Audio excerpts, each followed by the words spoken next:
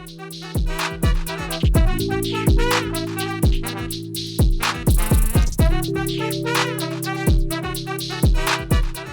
guys, Montel here, and welcome to this edition of Free Thinking with Montel. My guest today is the founder and CEO of Mind, Brain, and Motion and teaches emotional intelligence at the University of California, Irvine. She's a creator of award winning card games and mental health tools to help children and adults build essential skills to be compassionate and purposeful humans. Her best selling games, 52 Essential Relationship Skills and 52 Essential Coping Skills for Families and Schools, Family Schools, and Workplaces, have been featured by Harvard University, Business Insider, and Forbes, and are used in 50 plus countries around the world. She's passionate about helping people realize their potential from the classroom to the boardroom. She's worked as a school director, cognitive science researcher, fitness trainer, MBA coach, career coach, management consultant, and HR professional in talent and leadership development. Dr. Jenny Wu, thank you so much for being a part of Free Thinking with Montel today. Thank you so much for having me, Montel. Absolutely. Why don't you tell us a little bit about your background? You've served in a broad range of capacities. Just give us a little broad scope. Sure. Well, broadly speaking, I was born in China, came over to Texas, to the US, when I was around 10 years old, and actually coming over to be united with my parents, whom I haven't been seeing for the past 5 years. I was raised by my grandparents. And so I would say, working across the lifespans of people and really focusing around human development, that would really stem from this experience where I, sort of had to adapt to my own identity, sort of having new caregivers, new language. I didn't know the alphabets, new place, new culture, and also new name because my name was unable to be pronounced by a lot of people. And so when we registered in the public school, the teacher was like, "This is not going to work. We're going to call you by Jenny, and that would be your new name from now on." So it really, I would say, shaped me broadly to sort of understand what adapting means and understand, my belief system and how I might need to challenge it, and also, forget about the assumptions that I might be raised with because stepping into new places and new context. And so, yeah, it's part of sort of that reality checking and perspective taking. And so I've been doing that since starting as a management consultant, working with various companies in Fortune 500 space, and then pivoting into education and also working with mature adults 70 plus as a cognitive science researcher. So it's kind of understanding, how people think through their own lens and how that might impact the way they see themselves and see the world. I would think that that's a burgeoning field, especially right now in the United States, with the fact that the baby boomer population is entering that space, 65, 66 plus. Very soon will be one of the largest demographics in America. And I think what people are not aware of is that I think some of what we considered normal cognitive decline in age is really been misrepresented and misdefined or not defined well, because not all people have cognitive decline once they're 70 years old, right? Absolutely. And there is such a thing also called cognitive reserve. And that is really sort of the protective factor where if you've been in a row where you really utilize your brain from memories and thinking and problem solving, creativity, that actually serves as a buffer as we age so that we are not declining cognitively, by a certain age. And I mean, I'm sorry, I didn't mean to get us off track because we've got a lot more questions about your background. But because you brought this up, it's the fact that right now we're getting ready to go through, I think, probably from my perspective, and maybe I want to hear from your perspective, but I think we're getting ready to go through one of the biggest isms that we've been through in 20 years. And this is going to be an ageism thing where, because we have a president of the United States getting ready to run for office who's in his late 70s,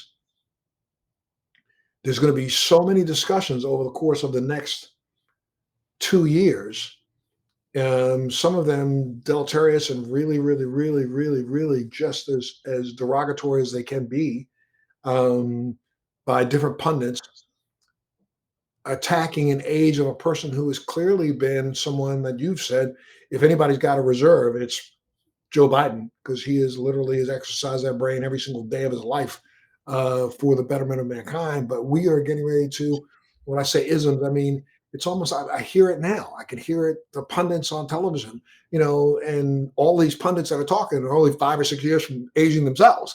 But they're but they are putting down age as if this is something that we should frown upon, when we're about to look at a society that the age group that has the highest, the largest amount of disposable income is the age group that they're attacking.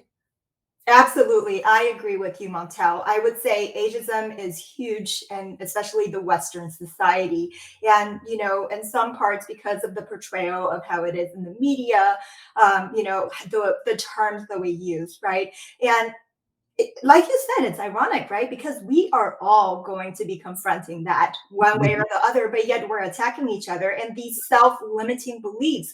And let me tell you, 75% of longevity is really due to non genetic factors, things that you can shape. And there's been tons of research, which I've, written in layman's term, of how you view older people actually affects how you age. So your attitude matters towards your own aging process, and the fact that individuals with more positive self perceptions of aging actually live 7.5 years younger than those with less positive perceptions of aging. So right? No, I'm sorry. I got to tell you, we have to have a bigger conversation than just today's conversation, because I think your voice is so pertinent to today, especially for the next year and a half as we fight through this election cycle. It's so important that people heard just what you just said, and we as a society recognize this, because what's going to happen over the course of the next year and a half. I think if our nation has been embroiled or been caught up in a national depression for the last, say, 10 years, we don't even know what that depression is going to look like over the course of the next years, as every single day you're going to have people on television and pundits putting down people because they're getting older, not recognizing how deleterious that's going to be to the lifespan of those older people and even themselves. Absolutely. Yeah. I mean, more and more of us are living past the age of 100, and that's what the research shows, right? So, to abandon this accumulated wealth of knowledge, years of experience, right? That is devastating. Yeah, I believe very strongly that, our politicians have turned it into a lifelong career. And I don't think that that's necessarily appropriate, that a smaller portion of the population passes laws for the greater portion of the population. Baby boomers and people over the age of 65 represent probably 22% of the population of America. I think it's time now that they stand aside, not because we don't want their knowledge, but you stand aside and let the generation that's alive basically lead ourselves. But that doesn't mean that we can't reach out to them and ask for advice. We can't reach out to them and get the counsel of their age. That's how, if you look back at ancient societies, you look back at the Greeks, you look back at the Romans, they, if you look at, again, longevity, which was different back then, but their Senate and was made up of 20-year-olds, 23 to 30-year-olds. And there was the 40-year-olds that were, the last leg, who were literally the council. We don't do that here. We're going to go through a year and a half of putting down people because of their age, to a point that it's going to make them feel bad, as if they have nothing to contribute, and that's not true. Yeah, absolutely. I agree. Agree. This mindset really needs to be changed. And I think it's something that maybe, we ought to, but again, let's do this as a sidebar. But I think there's a way for us to approach. I look at media right now, and I'm so taken aback. I heard the stat last week that the fastest growing videos that are being watched on TikTok are of grandparents, of people who are the baby boomers. The fastest videos being watched on Facebook are of people who are 65 and older. that means that there is, and some of this isn't just because we're looking at them to laugh. We are also looking to them for their counsel, for their special, the fact that they have lived a life worth living and are now willing to share it with others. And yet we are going to turn around and turn a blind eye to, this demonization of age. Yeah, absolutely. I've started seeing some trends where, they engage seasoned adults to come to kindergartens to really interact as a younger age so that, at a young age, you get exposed to the sage, right? The wisdom. And, to have that co involvement is so valuable. So I think this mind shift could really start from all lifespans. Absolutely. And now you're a mother of three, right? That's correct. I have three wildly different children. Older one and two are twins. And at one point, they were three under three, so they're close in age. Wow, that must have been crazy. Having three children under three running around the house at the same time. My goodness, I give it to you. Oh, thank you. That was my big reality check. I mean, I had been teaching leaders adult development, leadership development, how to, stay cool under pressure, high stakes circumstances. But then, when I noticed myself as a new mother and then later mother three under three, and two are actually preemie twins, one was born less than 3 pounds. So really struggling again with a new sense of identity and the hardship of understanding and advocating for physical health, and my own mental health was really something. And that was why I ended up pivoting from the business world into education. And that's how those experiences, like how did some of those experiences lead you to realize the impact of emotional health on one's happiness and productivity? Yes, absolutely. I realized, you know what, I needed to start from myself and I really needed to understand how this works. I thought I did, but I didn't. So I ended up working and starting at a Montessori school, which then piqued my interest. And so I went to Harvard Graduate School of Education with a sort of like a interdisciplinary program around understanding, how we learn and how we develop, which then led me to get a PhD. And so I think the learner and me really wants to understand how does this work, and more importantly, how can we translate research into accessible, actionable, and really culturally responsive skills, strategies, right? As concrete as it can be, so that we can actually benefit society. Well, and I mean, to do that, there's so much now that we have to navigate. I mean, this world is the ever increasing tech world is having an extreme impact on our emotional health, in some ways, even our physical health. Explain that for us. Yeah, there was actually a recent research, hot off the press, just came out to, in fact, study those who work a lot with AI systems, right? Because we are so becoming AI powered and social media saturated. How does that look? How does that impact the mental health of, you know, people who work with AI? And I'm talking, when I say people, I mean, these could be entry level folks as well, not just researchers and engineers. It could be real estate consultants, right? People in marketing. And what they found was that for folks who work with AI more so, it actually, they reported more loneliness. And that loneliness ended up translating into insomnia, which cuts into your quality of sleep, as well as a higher tendency to, for alcoholic consumption, to sort of mask and numb that sense of loneliness. So we are seeing trends. Yeah. But I wonder though, these trends are being observed not just by you, but by so many. Yet there are so few raising the flag. There's so few telling us that we need to. I mean, over the course of the next year and a half, again, next 2 or 3 years, we're going to see. We're going to wake up one morning and realize how much AI has changed us as a society, as individuals. Um, it's going to, some are going to wake up and feel as if they are completely lost at technology and they're not going to be able to compete anymore. And so therefore you're going to have this one segment of society that's going to kind of almost feel as if they are left out or been pushed out. Yet we aren't raising enough red flags to let people know that there are alternatives to this and there are ways for you to survive this. Yeah, so I would say I'm definitely one of the flag racers. And, my approach is that we do need to adapt to new ways of working. But at the same time, we have to build our essential human skills, right? And so by essential human skills, I mean critical thinking skills, being able to have relationship, right? To talk to one another, to really listen, really, really listen and have an authentic conversation and life skills. What I've also found, in working with kids and teens is that there's less of just the fundamental how to clean up after yourself, right? How to do household chores, how to be a decent human being, how to help out around the house. So those are actually the things that, in order to teach people, upskill people, right?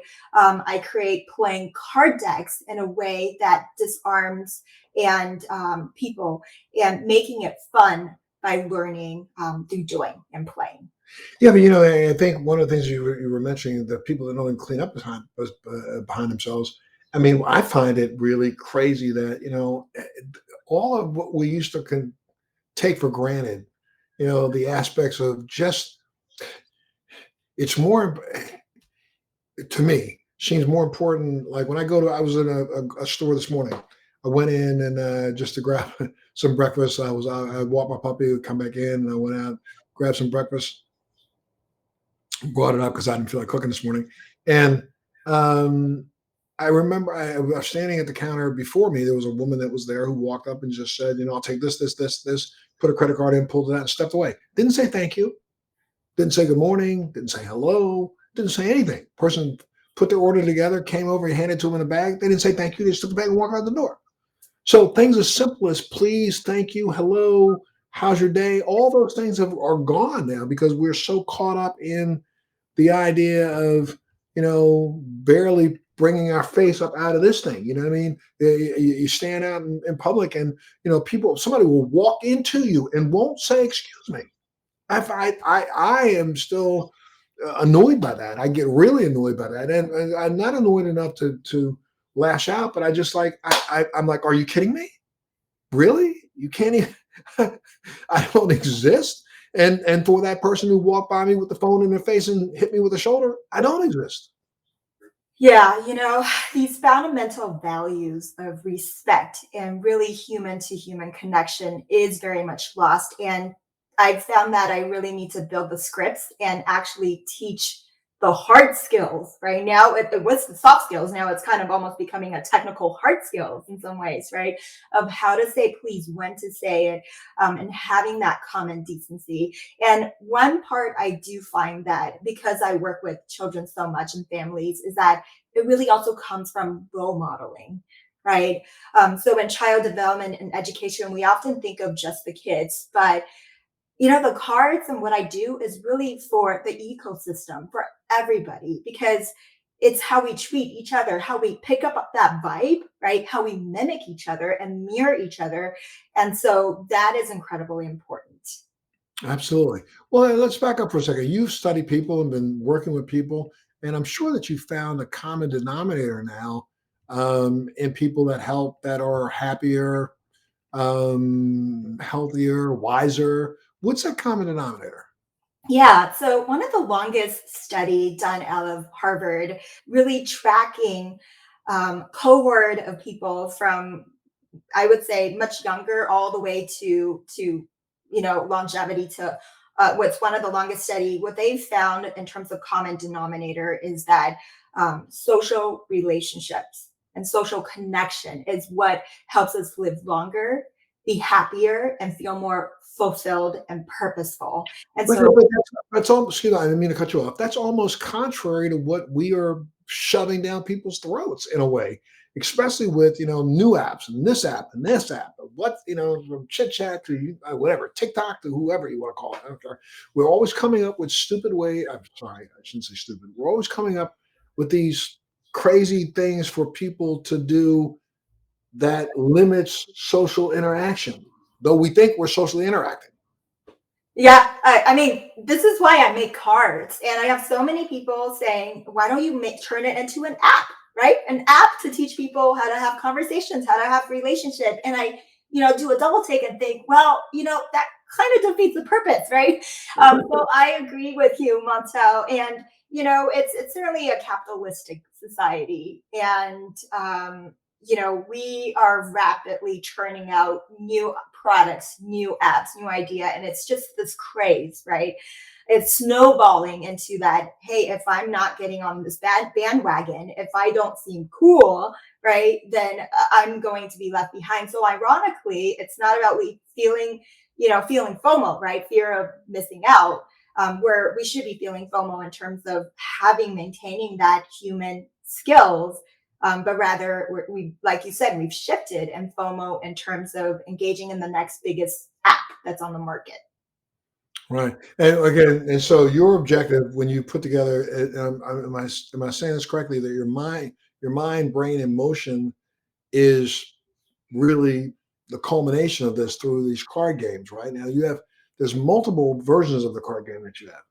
Yes, I have a total of 10 different card games, and each card game sort of focus on a different set of skills. So from the life skills, right? How to take care of yourself, how to be self-sufficient, to critical thinking skills, understanding our unconscious biases, the assumptions, the pattern of thinking we make, and challenging that, to coping skills, which are sets of exercises and activities we could do to advocate for ourselves, our mental health, for self care, right? To ask for help, that's really important. All the way, my latest, the inclusion skills, which is really highlighting, giving people the language and understanding of what it's like to live with chronic illnesses and differences, and to really bridge and demystify those stereotypes and fears that we often hear that are floating around. So give me some examples.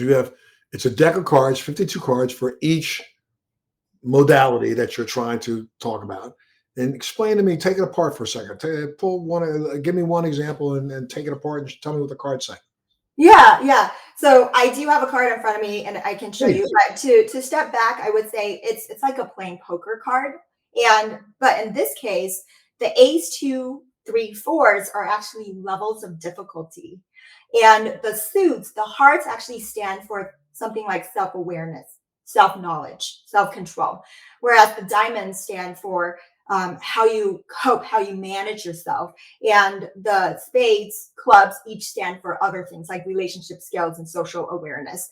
And so, an example of a card for out of the 52 essential inclusion skills, I would say is numb, right? So that part of deck is an ABC children's book meets Humans of New York style, really showcasing what we call the unsung heroes who are living with different chronic illnesses and differences. So one of the cards says numb, and it's really a definition of numb. What does it mean? And so in this case, numb is when a part of our body or emotion is numb, right? And you either can't feel it or don't feel it as well. It comes in and out. And then so the definition card kind of goes into it in a very child friendly way that anybody can digest. And then pairing with this card is actually prompts, prompts and questions that we can discuss. So for example, well, how can we, make our environments more accessible for when we're experiencing numb? And how can we ask for help when we're emotionally numb and we don't know what to do? So it's the definition, the understanding, the language, along with conversational starters, prompts, reflective journaling sort of things. And then on each of these cards, we also have a QR code, which leads to an unsung hero. It could be a child, a teen, or an adult who are living with something that maybe has a component of, in this case, numbness, right? So, and it's explained in a way that a child can understand. And we always try to, showcase this through a strength-based lens of what is it like to live with it? How do you want the world to know about it? right? How would you explain it to a child, and what brings you joy? Our goal is to really normalize disabilities, differences, because the fact is that one out of four of us, including myself, has a difference, has a disability. And one out of six in the world has a significant disability, and it's time that we really showcase the representation and the voice. I think when you nailed it when you just said it. It's a different ability, not necessarily a disability. I think we've got to finally get to a language where we stop actually, in a way, putting it down in a language. I mean, just the term disability means we associate with disease. If we just said different, we would look at it differently. I think. Are these games, these the decks of cards, are they made for so that parents can use them and work with their children with them, or are they from adult to adult, or they child to child? How do they work? Yeah, it's actually for people of all ages. So certainly you can do a dyad of a child to a parent, but we also use it to create inclusive workplaces, right? To have coworkers be more understanding, acknowledge, maybe the invisible struggles that we face, to really understand how that looks. And it's also for caregivers. I collaborated with Julie Stam, who was on your podcast, just Yeah. an incredible human being. And so in her case, it's a mom dealing with chronic illness, trying to help the child understand, what it's like in a relatable fashion, in a kid-friendly fashion. But we also have, the other way around, right? Where the parent or the adult as the caregiver taking care of someone. And, in my case, I'm at a point where I'm the caretaker and the caregiver, right? We all need these sets of tools and language to understand how we can better advocate for ourselves and for other people. And at the end of the day, this is all about helping you learn enough so that you can share, especially like your case or another parent's case, you can share with your children and help them navigate this world, through, mindfulness and what kind of tips would you share with parents to be more mindful of nurturing their children's emotional intelligence? Yeah, it starts with listening. I think we do too much talking at, lecturing, interrogating, than just simply listening and observing, and really try to see our child's perspective from their eyes. Being very observant in terms of the language they use. And, we all have tendencies to make assumptions, right? So I think listening, asking questions, and having these authentic conversations is a way of challenging those assumptions. We often think of milestones, but in between those milestones, our kids certainly change a whole lot, even from day to day of the type of experience they face, and they have no perspective, sort of that wisdom of it will get better, right? It will pass. And that is our role of being there. And also role modeling. I know I mentioned this, but role modeling is so important. But but we are living in a society where it's almost, the antithesis. I mean, you want the role model, but then at the same time, all role models are really literally attacked in our society.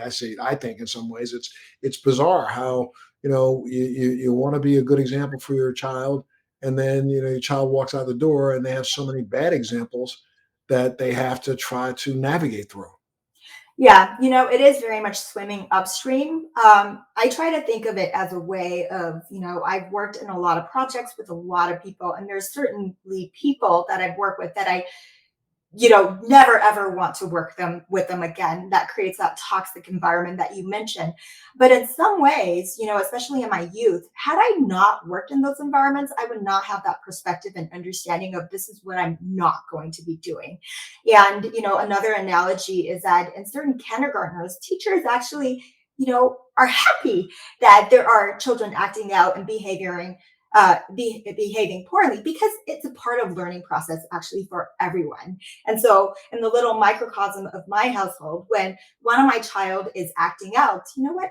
I tell my other child and point at that child that's acting out, and I say, what do you think? What should we do? And by the way, this is how you looked yesterday, right? So it Mhm. kind of adds some part of perspective, but certainly I this is a very optimistic, right? In some case, slightly idealistic view, but I think we have to continue to swim upstream. There is no other way around.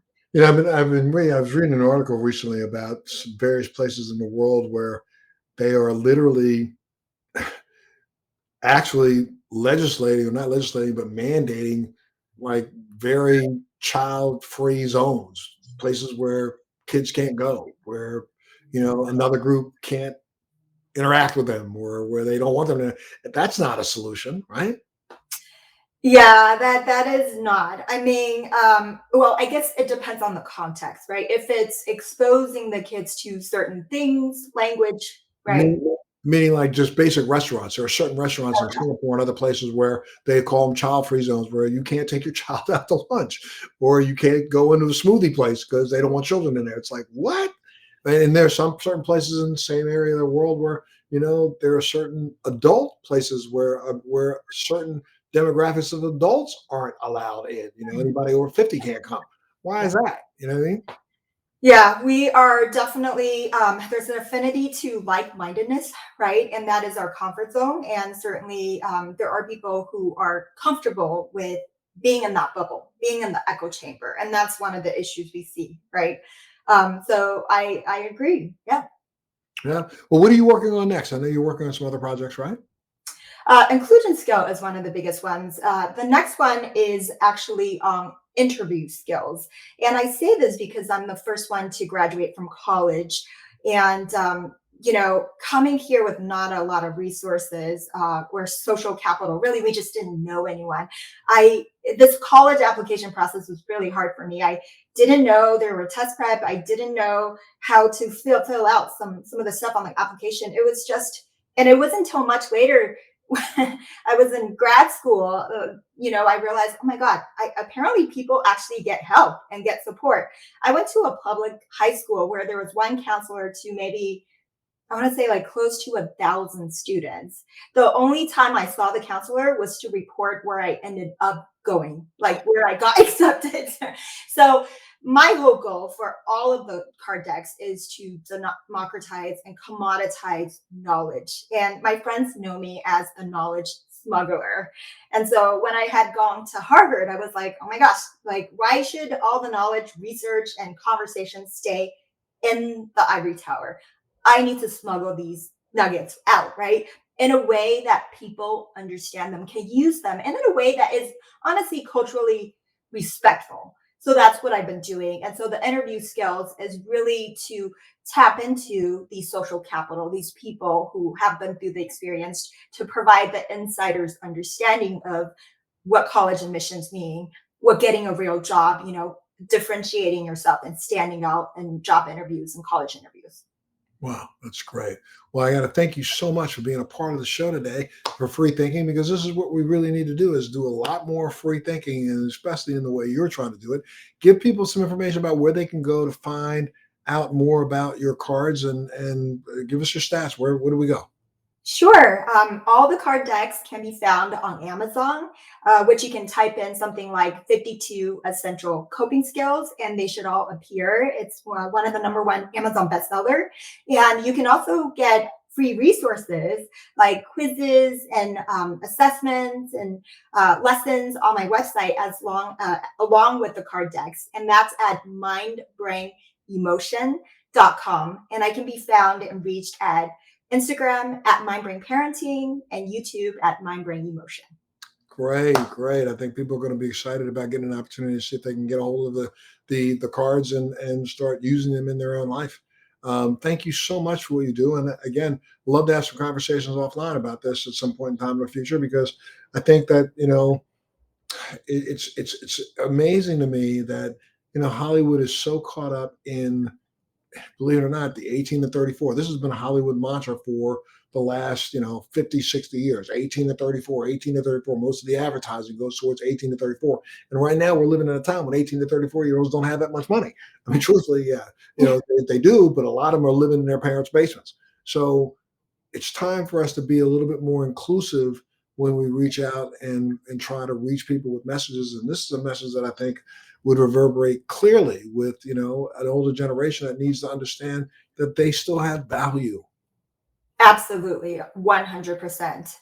Thank you so much. Yes, ma'am. Thank you for being here, and thank you all of you for being a part of Free Thinking with Montel. Thanks for joining me on Free Thinking with Montel. Please make sure you're subscribed and hit the bell to be notified when new episodes post each week. We'd love to hear your feedback, so please send us your comments.